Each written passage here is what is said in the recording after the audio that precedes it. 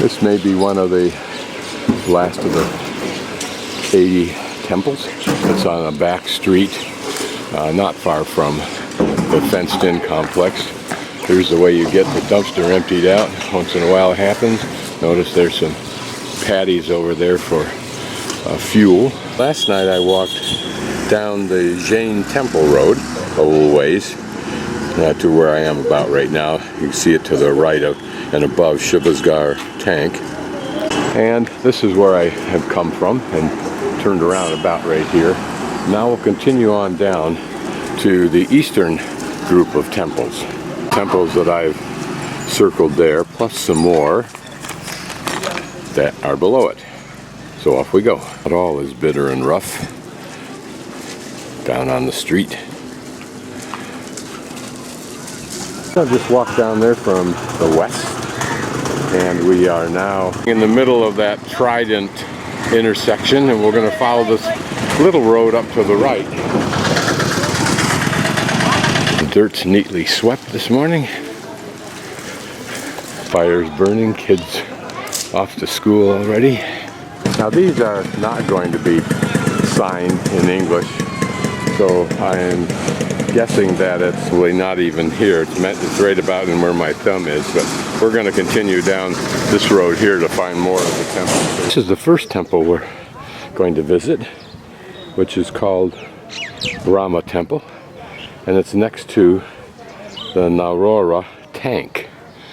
Now what's interesting about this tank at this moment, I don't know if you can see it, but there is or appears to be, a faint rainbow, but it's a linear rainbow.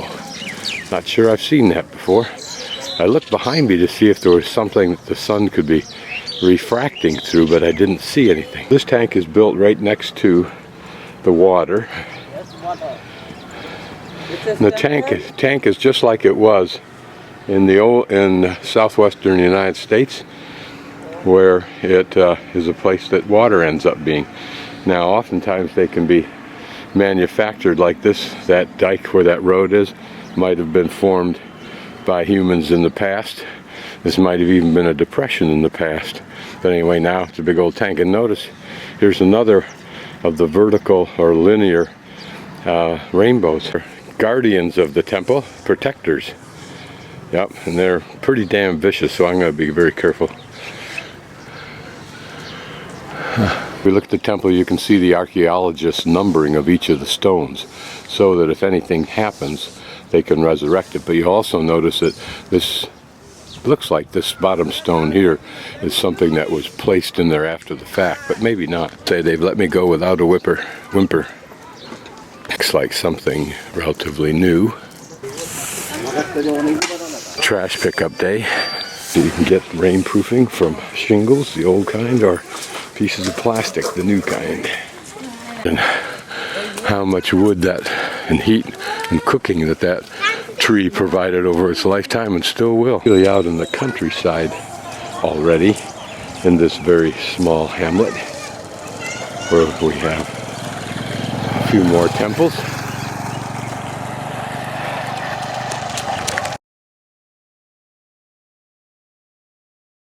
Here, this is the Javari Temple, so let's visit.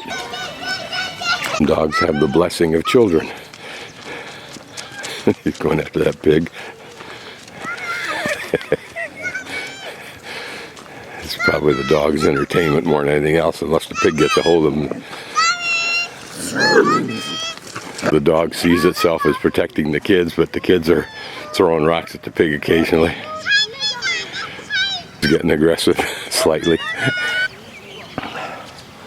I'll pan around because probably there's some evidence of prior temples here, and the most immediate and obvious one to me is right ahead of us that has some dung patties on it, but that's just too human a hillock, if you will, not to have had a temple on it. And it looks like on the left side you can see just the remnant of some kind of wall, or we'll look at that in a moment, a well. This foundational platform was probably restored sometime in the not too distant past, maybe 50 years. But looking at this temple, which they're apparently restoring because it's starting to look bright in several spots, It's a pretty little temple. Knock my faithless socks off. This is the Javari Temple.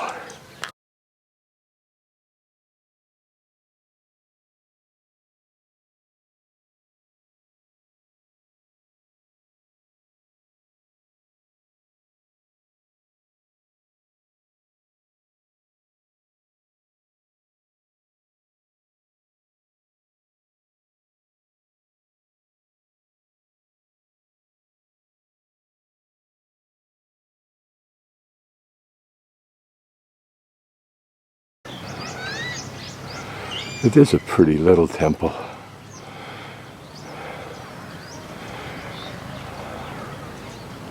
We're entering to what I think you call the portico, the entrance hallway.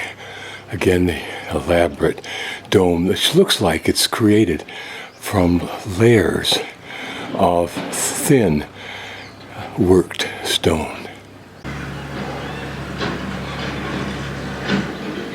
And notice that there's even carving up there of figures telling stories.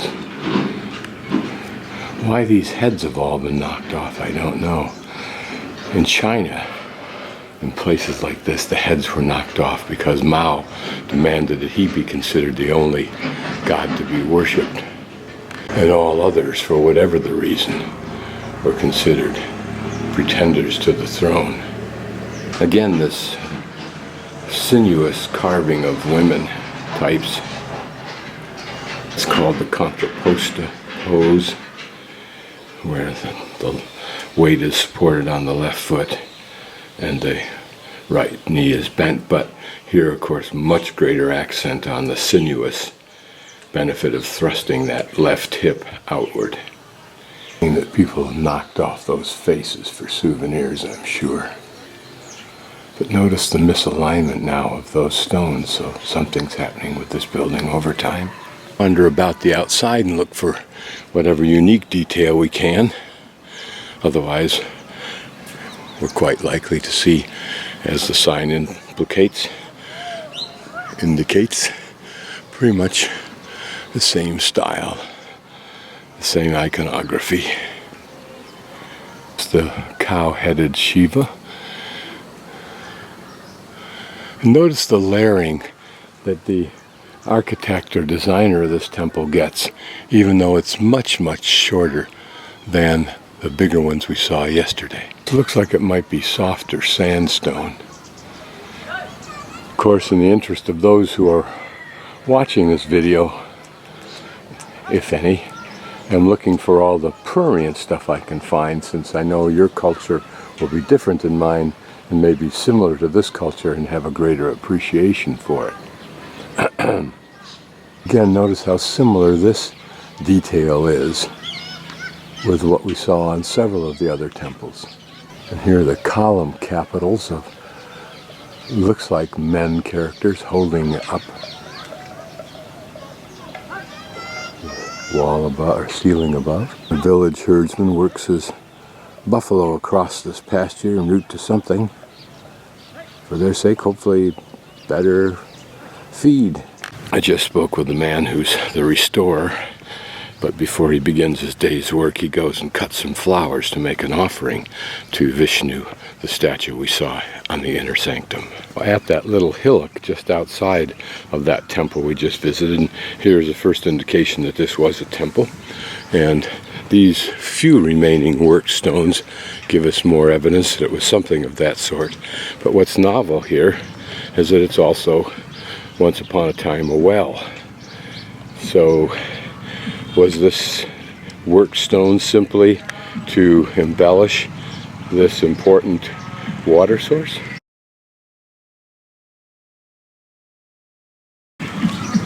Notice the handprints.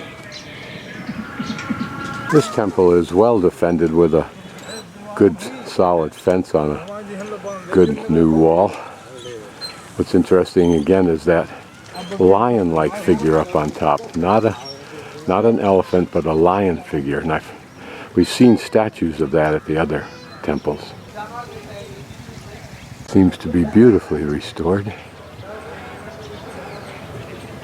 And notice that in addition to the lion type character. Up on top we have the elephant here on the right.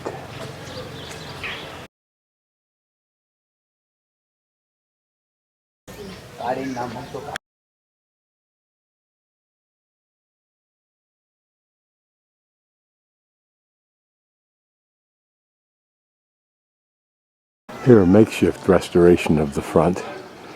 Who knows what caused its disintegration or destruction. I won't bother going in. We'll just do a circumvent around the outside. Again, no surprise at the design except a profusion of radiator discs, I'll call them, up in the top right, as well as the killer one on the main Gompuram, our elephant. Otherwise, it looks pretty much the same. There appear to be two different characters slightly. The one on the left with the pot belly.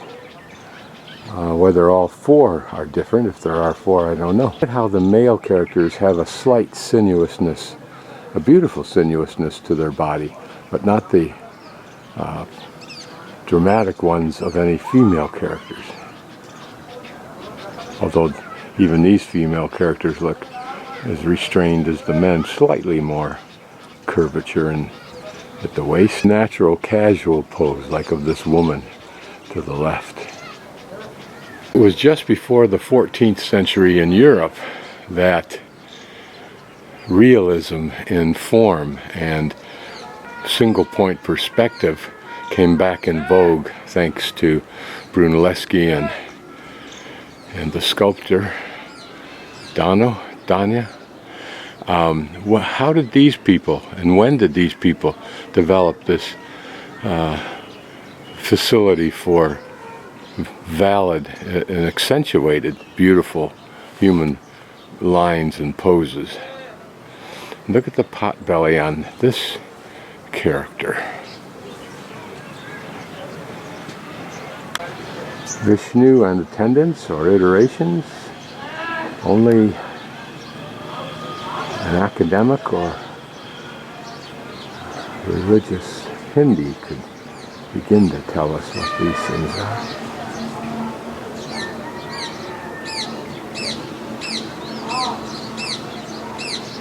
How much can an archaeologist learn from the clothes, the devices that are held in people's hands, the decorations on their body, about their culture? It's interesting, those 6 panels that are recessed, you'll notice it's that same animal we've been looking at with one leg up high, but different things occurring. Now on the top 3, they all look identical. On the bottom 3, the right hand one looks the same as that, but the 2 on the left look different. The study of these things fascinating for an archaeologist, I assume, is to try to answer those questions, of which there must be thousands that are created in a lifetime of this study, most of which can only be guessed at. If the archaeologists have removed what was in there to restore it, one can hope. Here are 2 men holding up this roof. Appear to be pot-bellied, the one on the right far more so, I think, than the one on the left. Certainly is a difference. Here the sculptor went overboard, and that pose is simply not natural. In fact, it looks like the spine should by now be shattered at the waist.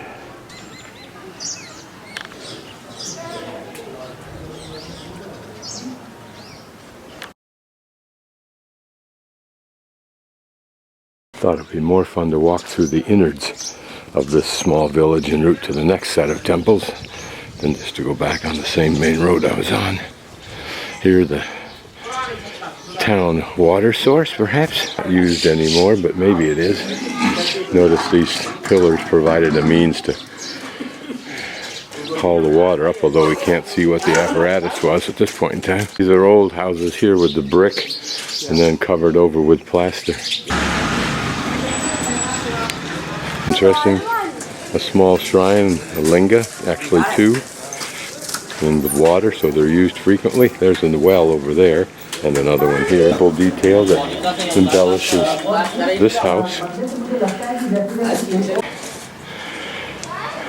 Another small temple in this village. Probably these stones were taken from other temples, who knows, but with 3 lingas, maybe 4 lingas. This is the Maharaja Tree and building, and this is where they come to solve their political issues in this small village of 4,000. They don't go to the court system where they have to pay money, etc. Doorways, aren't they? And looks substantial. Even in this village there are some homes that are outstanding in their maintenance, and then a home like this that may or may not be used, but is certainly an older one. The remnants everywhere of the temples the Muslims apparently tore down when they conquered the area. You can see a classic older home, and notice the rings on the doorways like we saw in the temples for holding some kind of fabric that would keep the wind and the flies. So you can see that this town at one time was new and probably quite interesting. So here we have another shrine. So these were not ostentatious homes, but they were certainly quite nice in their time.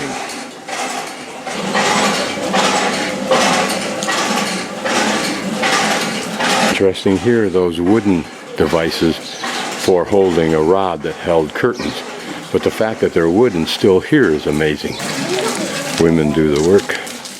Looks like there's some construction about to occur here. It's mainly cleaned out. Notice they warehoused the roof tiles over there. Salvaged these bricks. Notice how these folks have expressed self-worth, I'll put it bluntly, with some kind of coloring on this old building. Again, this patch of dung that apparently safeguards the home. Having walked through this village, I'm now in search of the temples, and I see something over here. More than one person has told me that there is no pollution here, and there's no pollution in Orcha. But all you have to do is look into the distance and you'll see it.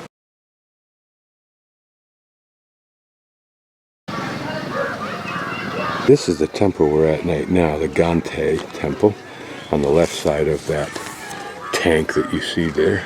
Have the same appearance as the other temples we've seen, and yet I think this is the entryway into the area that's now blank back there, which is probably where the temple used to be, or the Gampuram as we call it, I believe. So you can see the similarities. You can see the elaborate doorway. No surprise, it's good that they've protected what's left here. All the rest of it's inside the buildings behind me that I've walked past.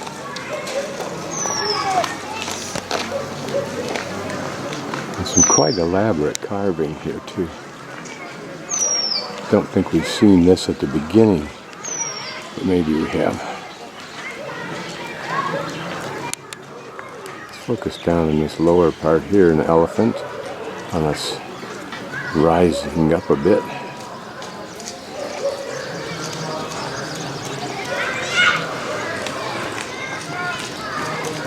I'll pan down through this very elaborate pillar. Notice the uniqueness of these carvings of bells. So this temple we call the Ghantai. Ghanta means bell. See?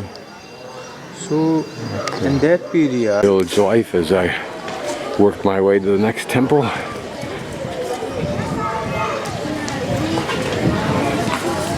The farmer's penchant for using every available arable ground for product. It's a nicely done set of buildings, and across the street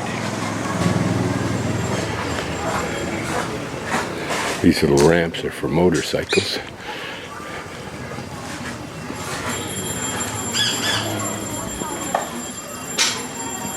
These gates cost you a couple $1,000 for something like this in the States. I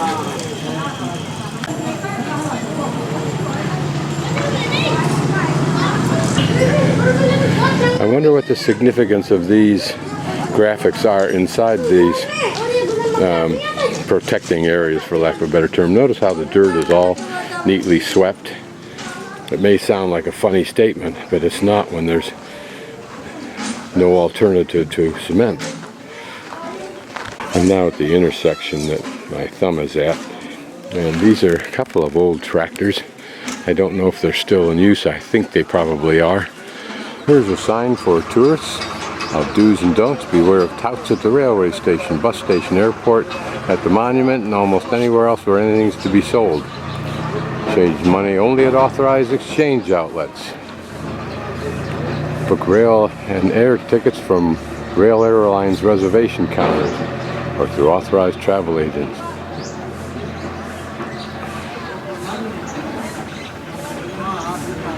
Keep the city clean and green.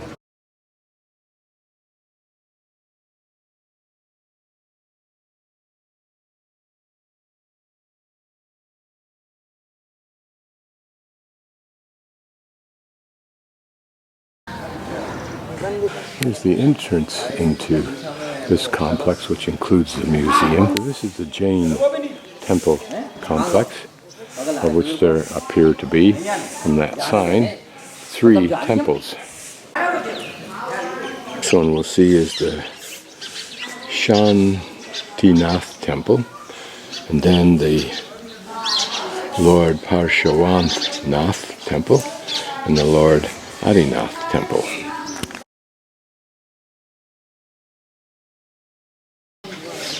We'll wander around and get as much of a look at this one as we can.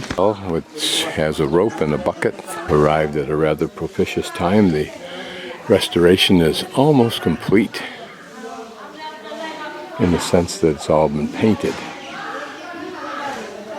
including the addition of either gold painted or gold plated looking finials on the top of those little towers. Large older well. Guessing that this whole complex or structure that's been freshly painted is that first temple that we are looking at, which should be Shantinath Temple. But I'll pan about so we can see more of what's in this area.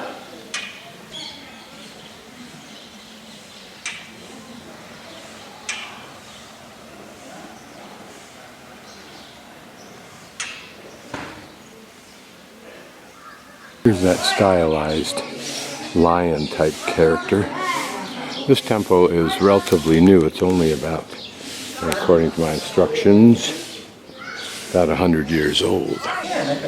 Here's a small shrine with a couple of elephant types, their tusks long ago broken off. And you can see that there they've used in this temple, it's not that old, probably artifacts from other temples. The temple I think is the Parsvanath Temple, 950 to 970.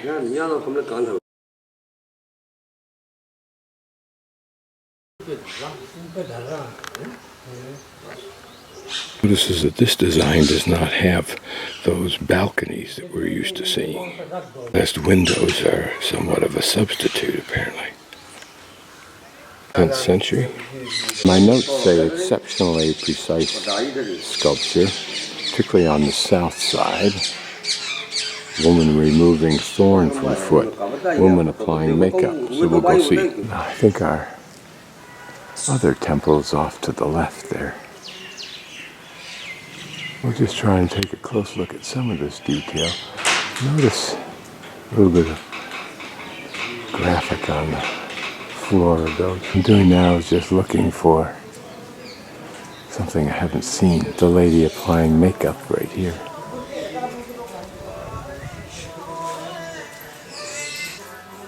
I wonder if that could be the one he interpreted as removing a thorn. Apparently is the fire god. Designers and sculptors had a sense of humor, I think.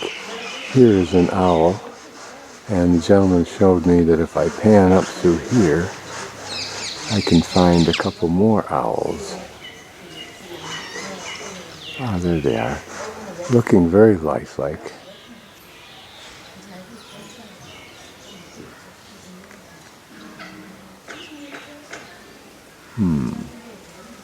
I swear I saw that one move its head.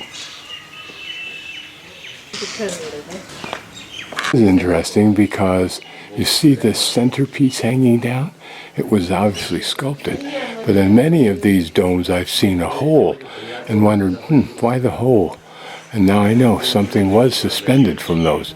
Probably the thing most easily stolen or broken off by vandals or Muslims. Muslims have a pretty damn good reputation for destruction, don't they? Not that we don't at certain points in time, but Muslims continue it indefinitely.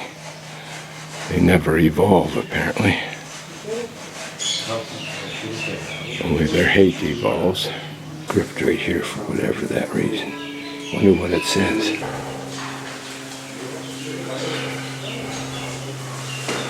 Here Black Vishnu. Here we've got these four individuals.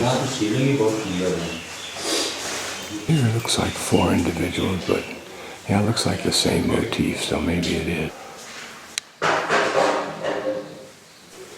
Some kind of a game board, who knows?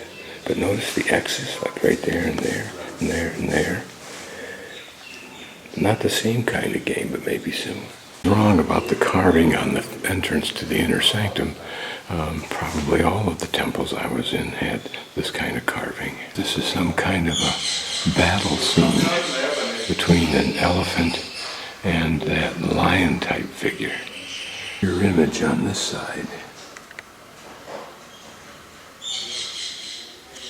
Have to get rude with them, and just to get the people who are guards theoretically from stopping, following me and pointing things out. Well-intentioned or not, I don't know for sure. I suspect they expect me to pay them something. Talk to me about who these gods are, and I don't know, and I really don't care. I haven't got that much time left in my life. Be the places where the water escapes. You notice this pretty little band of elephant heads.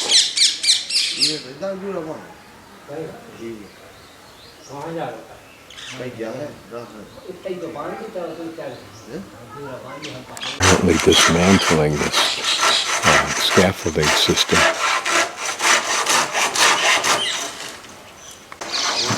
That yellow makes you pause and wonder what it was like originally. You can see that post and closest to us. Wampus. These guys just can't resist copping a feel.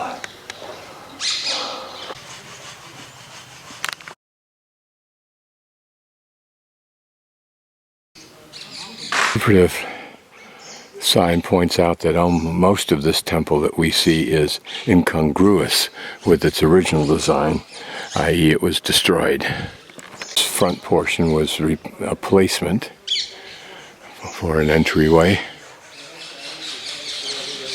Hard to trust a religion that apparently has never, when left unconstrained, respected another culture and was quite content to do as much elimination of that culture as possible. Very Genghis Khan. My perception that it's a primitive religion, tribally based. It's interesting how much is left, though.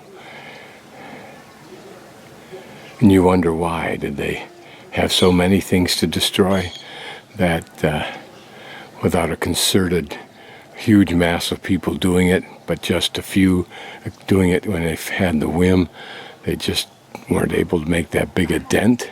I've got to look up the word for a place that has the remnants of architectural details. Can't remember it now. I want to say Reclery, and that's a different kind of thing.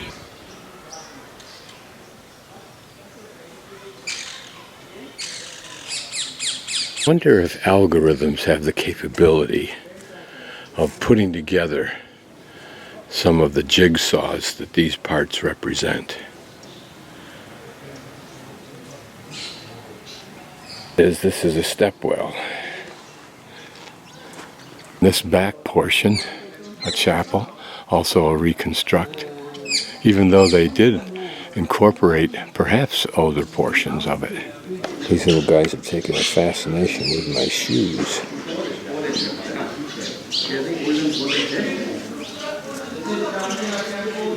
Tucks are all filled with villagers off to somewhere. Whether it's work or play, I don't know. But they're packing them up.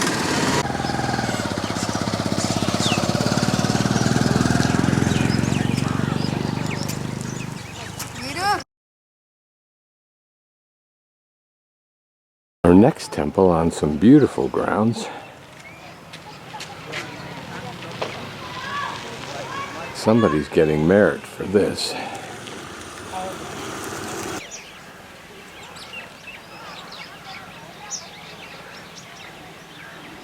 A splendid job.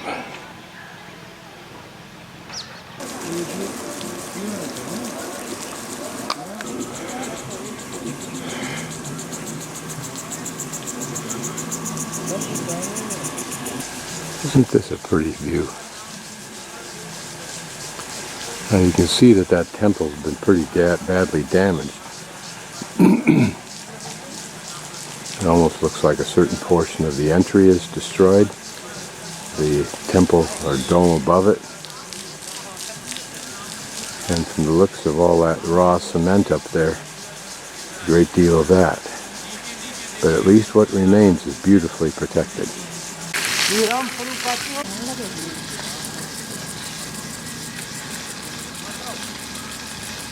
Close up of the destruction.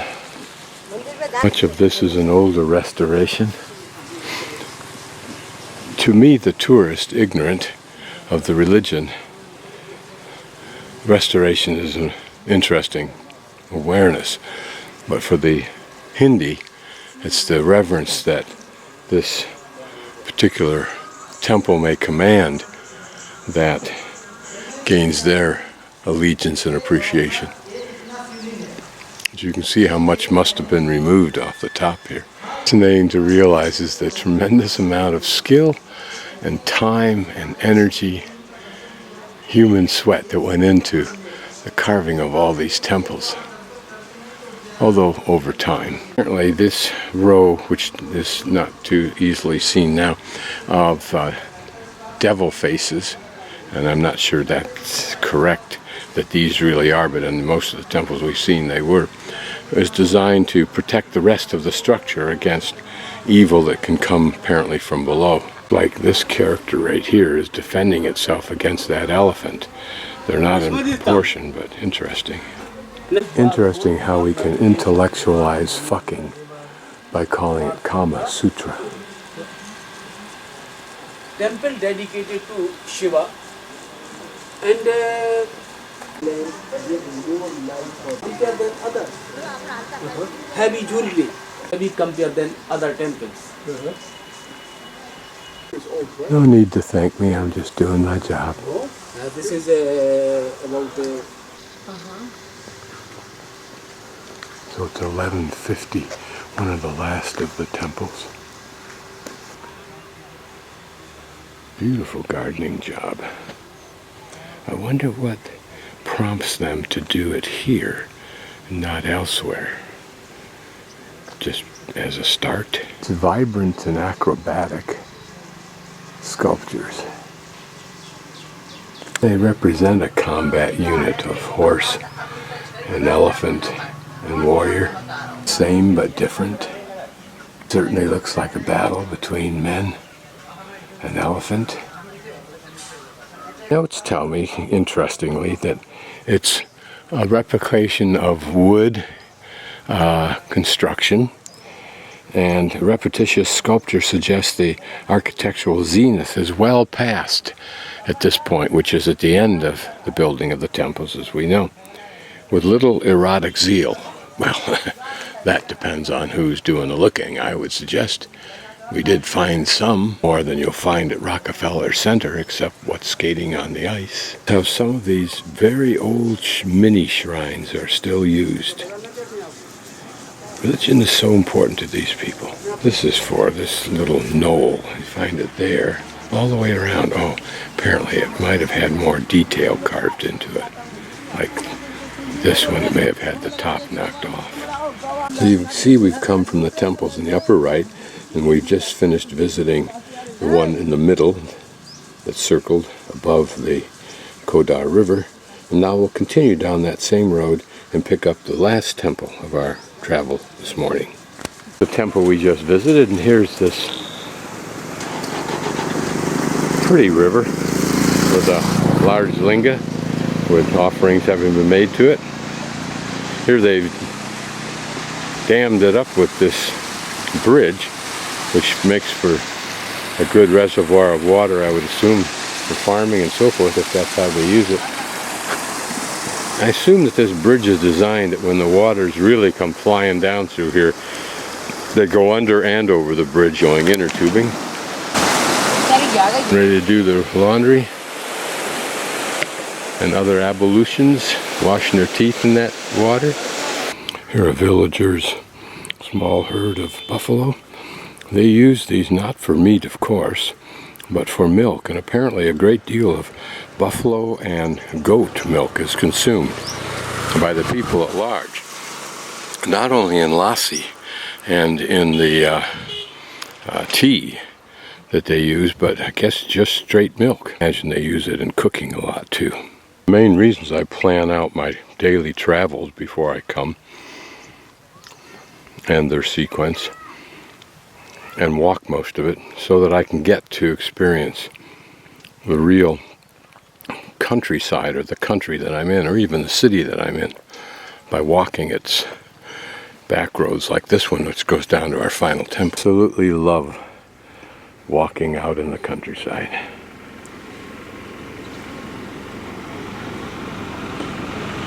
Big pile of manure that will not go to waste, I'm sure.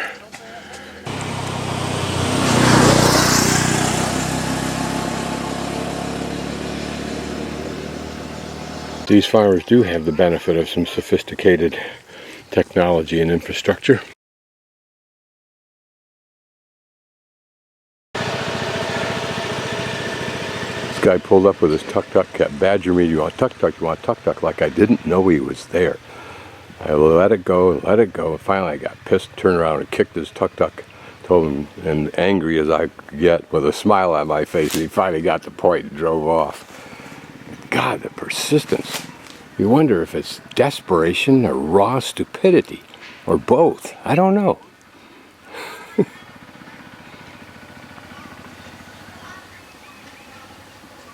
Maybe there are tourists who can be intimidated to the point where they weren't going to do something and they will because they get badgered so strongly. Interesting how this well looks like a linga and the female organ beneath it, which I can't remember what that is, gorpy or something like that. Here we got a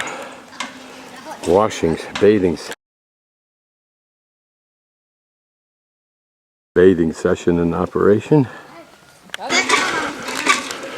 Looks like we're coming into a little hamlet.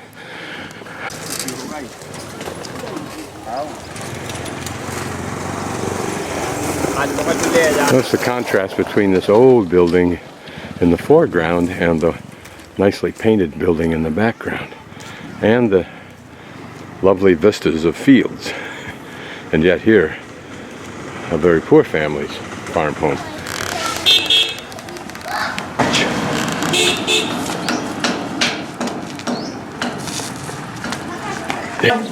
Here an older house, look at how it's been modified. The door filled in twice. Twice.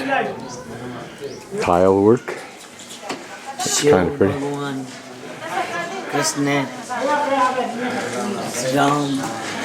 And the village may be the center. I think this is where one of my streets branches off. I keep going down here, I'm guessing. It's quiet in the village now. Maybe folks are out working. Lovely to be here in this place where you've got shade, particularly in the summer, which must get wicked. This older house, notice again, they still got 3 out of 4 of these devices for holding up the raft. This could be a little bit of a problem on a dark night. They probably knocked all this cement out of here, this asphalt or whatever, so that they could get and clean out this thing. Well, that's interesting. Nothing like a little fire burning next to a giant pile of wood. A good sized little village. Here we can look inside of a home. See, they've continued their blue motif. The stubs of those wooden devices. Here's another public school. Namaste. Namaste.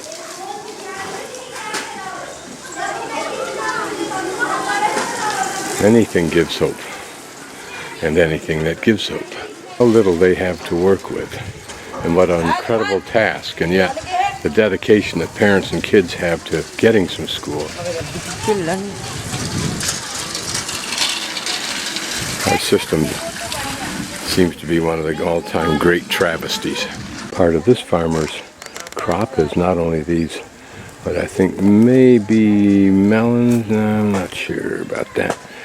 But here, some of the flowers that may be used in the temples as a tribute to Shiva.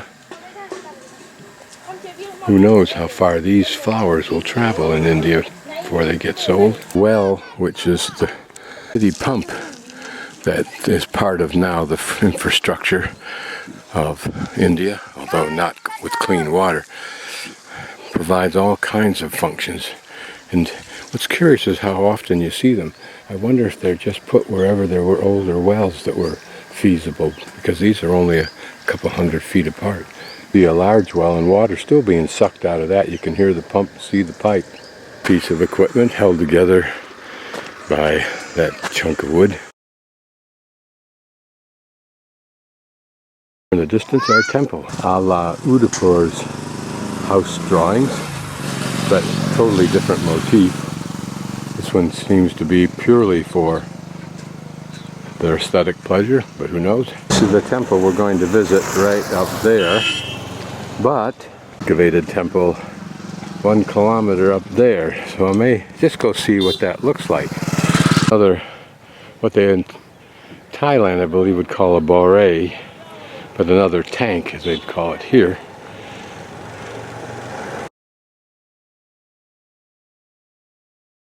Their wash day in the hood.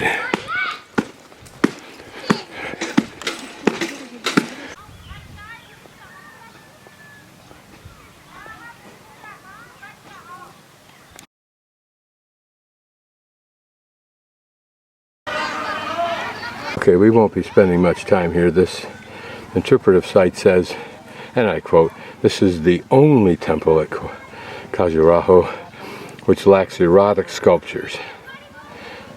Damn. It's a pretty temple, a different format that looks like. It's at least that dome over the top. Some of it's been restored. It looks pretty simple. I have to look at the other videos to see if that's the way they were. The rest of the top, of course, has been heavily restored in as simple way as possible. But at least it's restored. Someday we'll have laser-bearing drones that will fly up there, computer-controlled, and recreate the drawings that are on other parts of this temple until the temple looks complete as it might have been. This was 11th century, so this is going to be one of the last done also. So repetitious for sure. Look at this panel right here with the leg up. Not exactly the same as what we've seen, although the one in the middle is very much what we've seen. On this side, a couple more owls. I wonder what the significance of that was when they did it. Did they think it was humorous, cute, or is there something else more important about those owls? Interesting character I haven't noticed before. Doesn't mean it wasn't there, but it's half woman, left side, half man, right side. It's very interesting given what we know about men and women and their opposite sex portions. Instruments. Restoration, you get a pretty nice idea of the degree by which those portions slope, which is probably normally visually confused by all of the stonework. There's just one vestibule to this entry, and it's got a large dome up on top. Notice that hole. That tells us that thing is missing.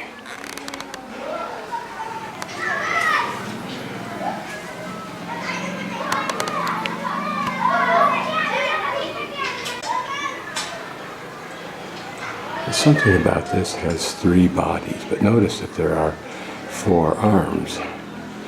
Again, one of the many iterations of Shiva symbolism of elephant and lions fighting. You probably can get that information. Private? Primary school. Primary school. Notice the class outside because it's probably stuffy in there. Damn those tourists who teach the kids to beg by giving them toffee and money. Damn them.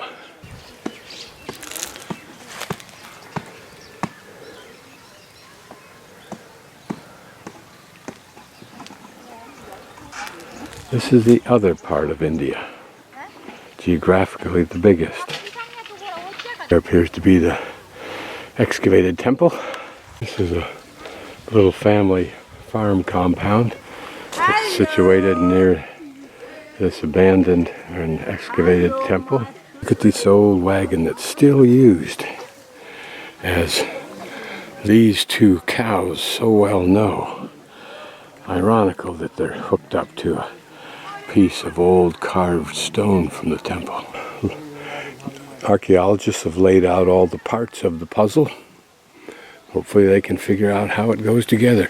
Frankly, given the consistency of design on all these other temples, that should be easier than it might appear. To be a little museum to give us an idea of the tools that archaeologists use or have used in the past.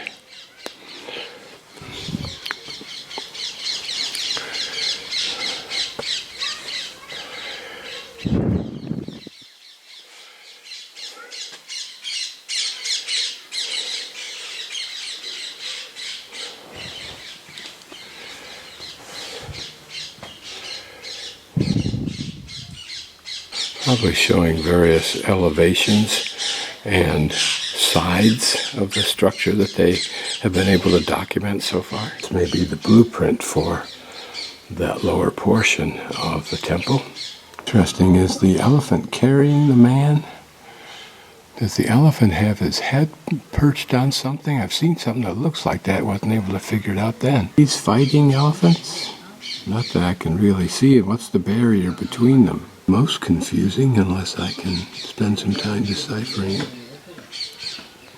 This gives a layout for the different sides, different portions of panels. Interesting because the archaeologists have taken some of these carvings and deduced weapons, hairstyles, costumes, medical instruments. So here a weapon is what? A sword, a stick, an elephant, a knife, something else. And is he grabbing that man by the hair? It looks like it. And this is just a big old sword. Hairstyles.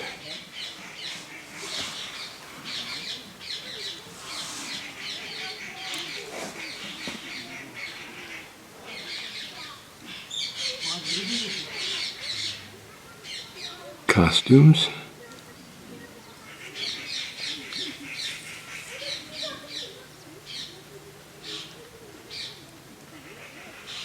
With all due respect, that's starting to look a lot like a battle or hand-to-hand combat. Musical instruments.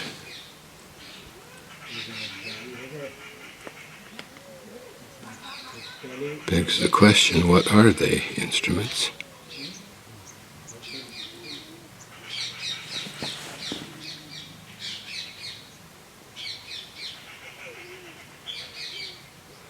I wonder what those things are as instruments. Interesting, it seems to show the direction of flow of the debris as it comes off of the temple, which would be important in locating stuff down here and figuring out where its place was. Never quite thought about that before. You're taking one. Obviously there was some rain recently so that everything's green. With a little casual observation here, we can deduce what should be obvious, and that is they've put similar carving together.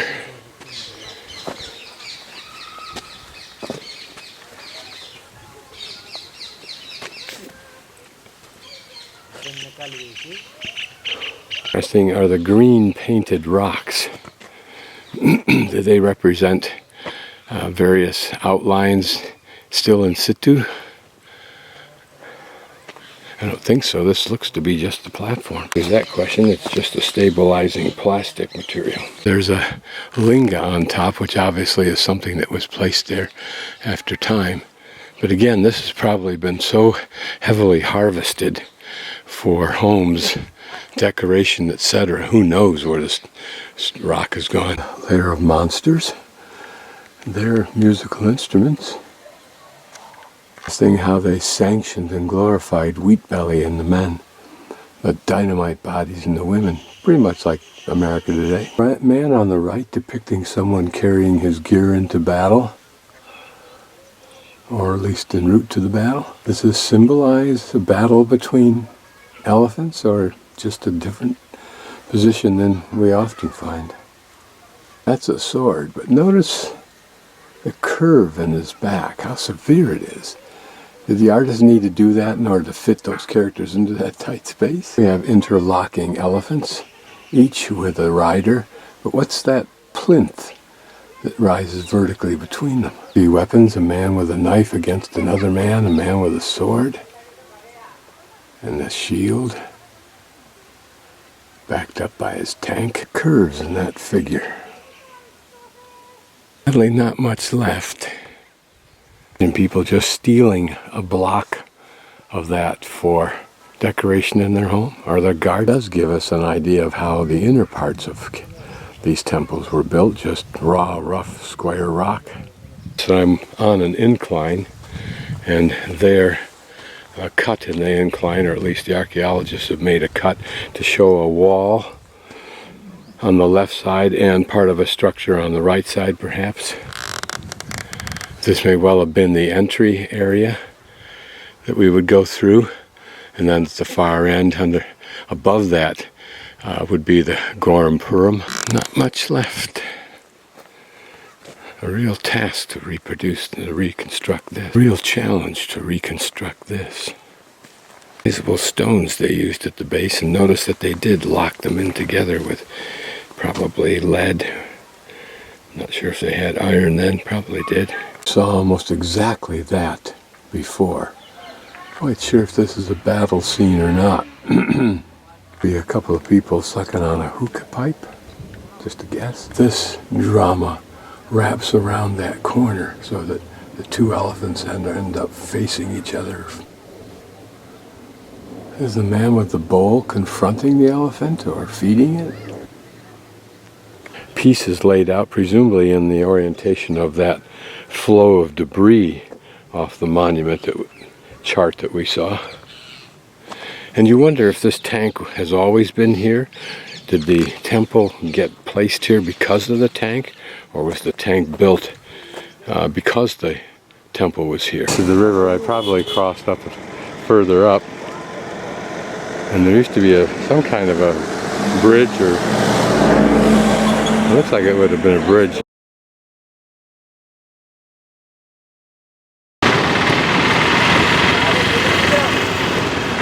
This is my little street food vendor, a Sashindra chat. Apparently chat is a generic term for street food, vandar. But it's interesting, you can see a water bucket, beige one on the right hand side. It was sitting a foot or so away from that man that's standing leaning against that kiosk. But that young cow walked over and started drinking it. People started to push him away, and the owner said, no, leave him alone. So he kept on drinking. And then people would come in afterward and drink themselves. It's a common water thing. But it was interesting. The big cow, that one over there that you see behind that truck, came over here trying to get at the water and trash and so forth. And he just took a stick to that one and got it out of there. But he walked right by the little ones, not just ignoring it, leaving it to its own devices. So it's now chewing its way through the garbage. Little nuances like this that I find fascinating when you travel. Stuff is so good. I had 4 of them yesterday. This is my second one. I'm going to go for a walk and I'll come back this evening. Had dinner by getting a couple more. This is a temple I did not visit. It's right behind the shops where I get my street food. You see, it used to be a complete enclosure, whether this is what you'd call a cloister for monks and so forth, I don't know. It was a school at one time.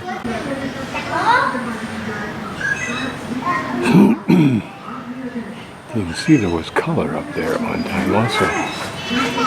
But not so much now. That once it was beautifully painted, and that which is black looked fresh, rock, and then all of this, which was at some point in time, probably 20, 30, 40 years ago, whitewashed or cream washed, whatever you call this. This is the market I want to get to, so we have to exit out and come back in. These towers are pretty. Apparently is a continuation of the cricket match. It's been going on for 3 days, or tournament perhaps we should call it. I don't know much about it, but a lot of gathering here for that. Carries everything in that tarp. They even just live right over here in the dirt.